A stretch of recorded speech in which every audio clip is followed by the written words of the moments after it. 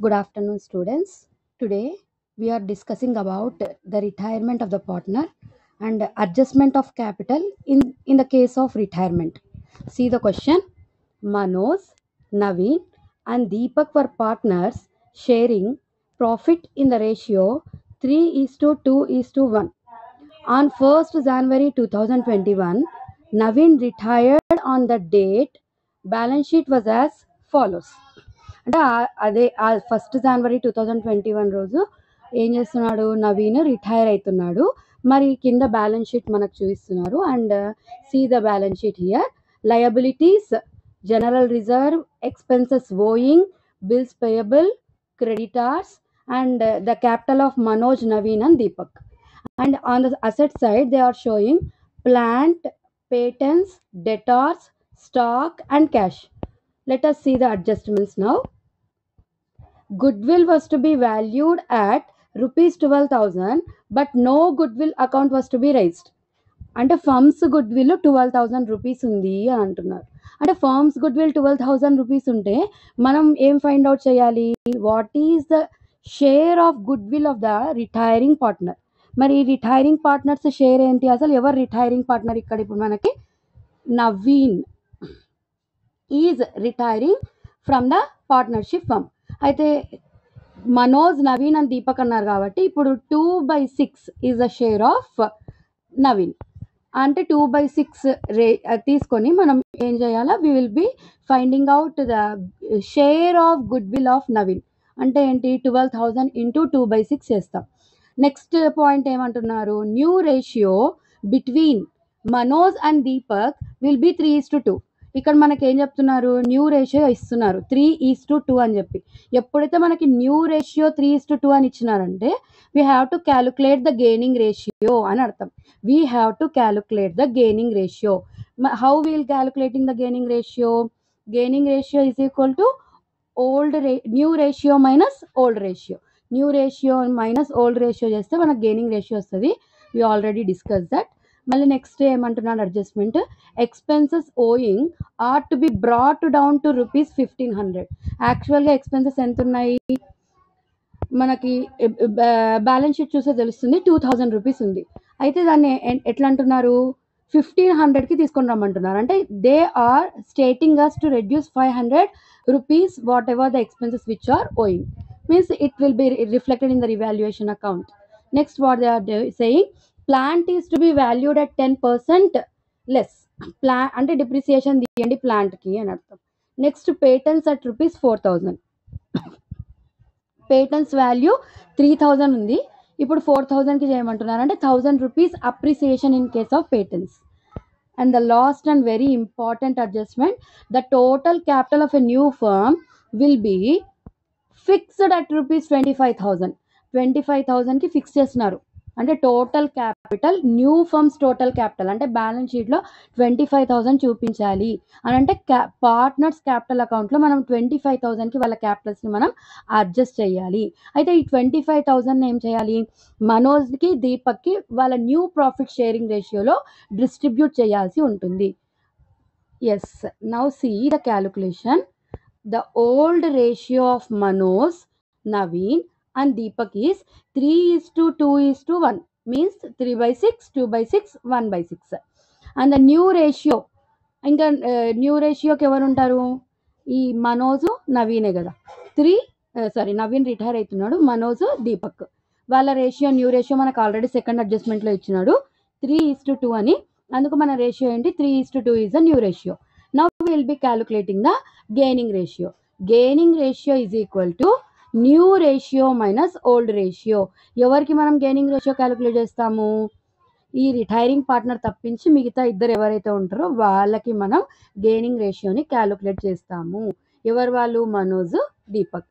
Deepak new ratio ఏంటిది? 3/5. మరి old ratio ఏంటి? 3/6. అందుకే if we make the LCM will be getting 30 and Manoj gaining ratio is 3/30. Deepak gaining ratio is 7/30. So what is the gaining ratio? 3:7. Gaining ratio ఎంత వచ్చింది? 3:7. మరి if we see the revaluation account, we have to prepare the revaluation account, and before going to the revaluation account, let us discuss the share of capital 2 and share of goodwill. Naveen share of good will ఎట్లా calculate చేయాలన్నా, ఎందుకంటే firms good will 12,000 ఉంది, Naveen's share తీసుకోవాలి, దాంట్లో 2/6, 12,000 into 2/6 చేస్తే 4,000 వస్తుంది. Entry ఏమవుతుంది అప్పుడు? ఇంతకుముందే మనము ఆల్రెడీ క్లాస్లో మనం డిస్కస్ చేసింటిమి, ఏమని, gaining partners capital account debtor to retiring partners capital account అని. ఇప్పుడు గెయినింగ్ పార్ట్నర్స్ ఎవరు? మనోజ్, దీపక్. వాళ్ళ గెయినింగ్ రేషియోలో దాన్ని డిస్ట్రిబ్యూట్ చేయాలి. మనోజ్ అకౌంట్ డెటార్ 1200, అంటే ఈ 1200 ఎట్లా వచ్చింది ఇప్పుడు? 4,000 ఇంటూ 3/10, 3/10, 3/10 ఏంటి? Gaining ratio of Manoj. And when we talk about the Deepak's gaining ratio, it is 7. And so what we are doing, 4,000 into 7/10. అప్పుడు మనకి ఎంత వస్తుంది? 2,800. Now you can see goodwill has been adjusted to the retained partners, which are being called as a gaining partners in the, and we adjusted the goodwill. Likewise we have to adjust the capital too. అయితే new capital ఎంతకు adjust చేయమన్నారు? 25,000 రూపీస్కి adjust చేయమన్నారు. అయితే మనోజ్, మనకు తెలుసు కదా, మనకి న్యూ ప్రాఫిట్ షేరింగ్ రేషియో తీసుకొని క్యాపిటల్ని అడ్జస్ట్ చేయాలి. న్యూ ప్రాఫిట్ షేరింగ్ రేషియో ఎంత? 3:2 మనకు ఆల్రెడీ సెకండ్ అడ్జస్ట్మెంట్లో ఇచ్చారు. అయితే మనోజ్ 25,000 ఇంటూ 3/5, 3:2 అంటే 3/5 కదా మనోజ్ షేర్, అట్లానే దీపక్ షేర్ 2/5 అవుతుంది. అట్లా మనకి క్యాన్సిల్ చేస్తే Manoj share of capital 15,000, Deepak share of capital 10,000. And if Manoj share of capital in the business is less than 50,000, he need to bring the capital. ఇప్పుడు 15,000 మనోజ్ షేర్ ఆఫ్ క్యాపిటల్ ఉండాలి. అట్లా కాకుండా దానికంటే తక్కువ ఉందనుకోండి మనోజ్ క్యాపిటల్లో, అప్పుడు ఏం చేయాలి? మనోజ్ ఎంత అమౌంట్ తక్కువ ఉందో దాన్ని తీసుకొని రావాల్సి ఉంటుంది. అట్లాగే పార్ట్నర్స్ క్యాపిటల్ అకౌంట్ చేసినప్పుడు ఒకవేళ ఎక్కువ ఉందనుకోండి, అది కాస్త తీసుకొని వెళ్ళిపోతాడు Manoj. This is how we make the capital adjustment. మనం అడ్మిషన్ ఆఫ్ ఏ పార్ట్నర్లో కూడా క్యాపిటల్ అడ్జస్ట్మెంట్ ప్రాబ్లం చేసే ఉన్నాము. అట్లానే ఇక్కడ కూడా రిటైరింగ్ పార్ట్నర్స్ క్యాపిటల్ అకౌంట్ కూడా ప్రిపేర్ చేయాలి. అయితే ప్రిపేర్ చేసినప్పుడు మనకి 15,000, 10,000 కంటే తక్కువ అమౌంట్ ఏదైతే ఉందో అది వాళ్ళు తీసుకొని రావాల్సి ఉంటుంది. ఎక్కువ అమౌంట్ ఏదైతే ఉంటుందో అది తీసుకొని వెళ్ళిపోవాల్సి ఉంటుంది. Now we see the revaluation account. We already discussed about the goodwill share as well as capital share, how to calculate. Now we have to see the revaluation account. మనము ఫస్ట్ అడ్జస్ట్మెంట్ గుడ్విల్ గురించి calculation చూసుకున్నాము. New ratio దేనికి ఉపయోగపడిందో చూసుకున్నాము, ఎందుకంటే వాళ్ళ capital distribution కోసం new ratio ఉపయోగపడుతుంది. Gaining and వాళ్ళ గెయినింగ్ రేషియోలో గుడ్విల్ని డిస్ట్రిబ్యూట్ చేస్తాం కాబట్టి అది కూడా మనకి యూజ్ అవుతుంది ఎప్పుడు. అందుకే ముందు గెయినింగ్ రేషియో కానీ న్యూ ప్రాఫిట్ షేరింగ్ రేషియో కానీ క్యాలిక్యులేట్ చేసేసుకొని పెట్టుకోవాలి. At the time when they ask to make the capital adjustment, new ratio is essential. And to distribute the capital or to adjust the goodwill, to adjust the goodwill, what is necessary? Gaining ratio is necessary. Now we see the revaluation account. ఇప్పుడు plant ని డిప్రిసియేట్ చేయమన్నారు కాబట్టి ఈ plant 3,000 into 10% చేసాము. 3,000 rupees ఇటు side రాసేసాము, ఎందుకంటే decrease in the value of asset should be reflected on the debit side of revaluation account, and decrease in the value of liability should be reflected on the credit side of revaluation account. And so we are writing the decrease of 500 with regards to expenses owing on the credit side of the revaluation account. అట్లాగే asset increase అయితే revaluation account credit side రాయాలి. అందుకే patents appreciation ఎక్కడ రాస్తున్నాము? Credit side రాస్తున్నాం revaluation అకౌంట్లో. Difference ఏదైతే ఉందో అది ప్రాఫిట్ కానీ లాస్ కానీ దాన్ని ఎక్కడికి ట్రాన్స్ఫర్ చేయాలి? పార్ట్నర్స్ క్యాపిటల్ అకౌంట్కి ట్రాన్స్ఫర్ చేయాలి. అట్లాగే మనం ఇప్పుడు చేసేస్తాం. మనోజ్, నవీన్, దీపక్ ఏ లాస్ అయితే ఉందో అది కాస్త మనం వాళ్ళ క్యాపిటల్ అకౌంట్స్కి ట్రాన్స్ఫర్ చేసేస్తాము. Now we see the partners capital account.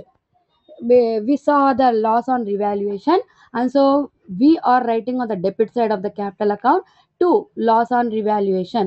And Manoj's loss is 750, Naveen's loss is 500, Deepak's loss is 250. అది రాసేసినాం.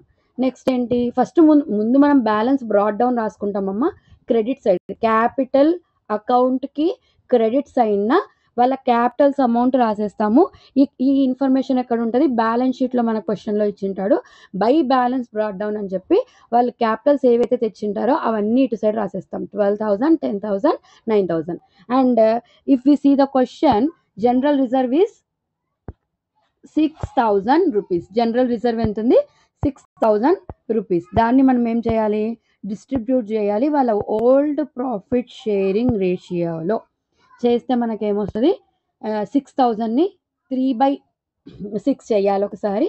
6,000 2/6, 6,000 1/6 చేస్తే 3,000, 2,000, 1,000 వాళ్ళ క్యాపిటల్ అకౌంట్స్కి మనం ట్రాన్స్ఫర్ చేసేస్తాం.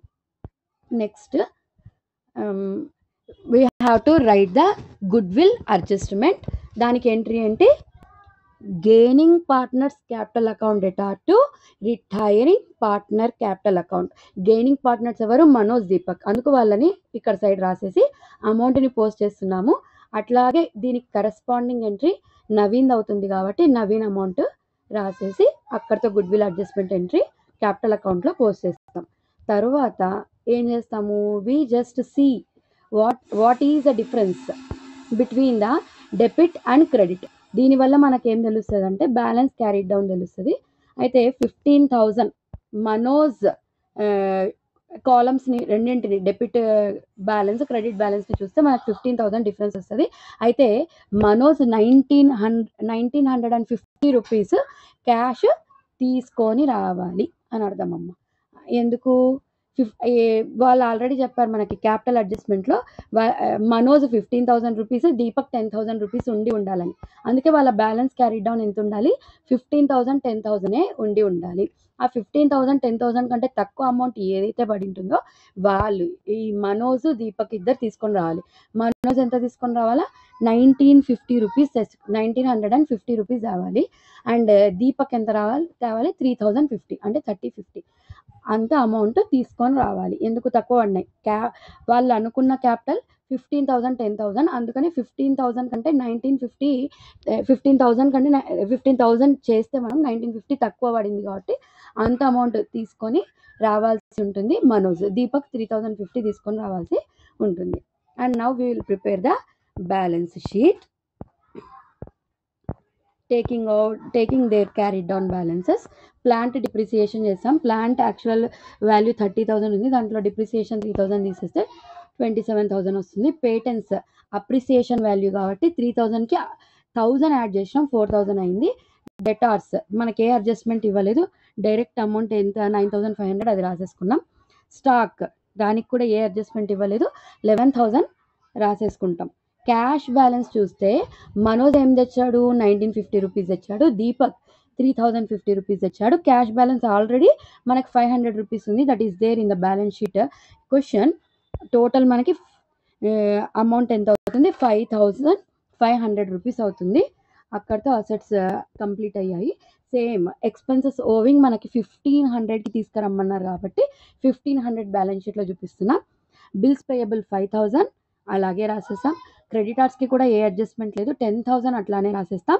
ఇక్కడ మనం నవీన్స్ లోన్ అకౌంట్కి ట్రాన్స్ఫర్ చేసి ఉంటాం కదా, నవీన్స్ డిఫరెన్స్ అమౌంట్ ఏదైతే ఉంటుందో క్యాపిటల్ అకౌంట్లో మనం చేసినప్పుడు నవీన్ లోన్ అకౌంట్కి ఎంత ఉంది అమౌంట్, 15,500 ఉంది. సేమ్ అదే మనం బ్యాలెన్స్ షీట్లో రాసేసుకుంటాం, 15,500.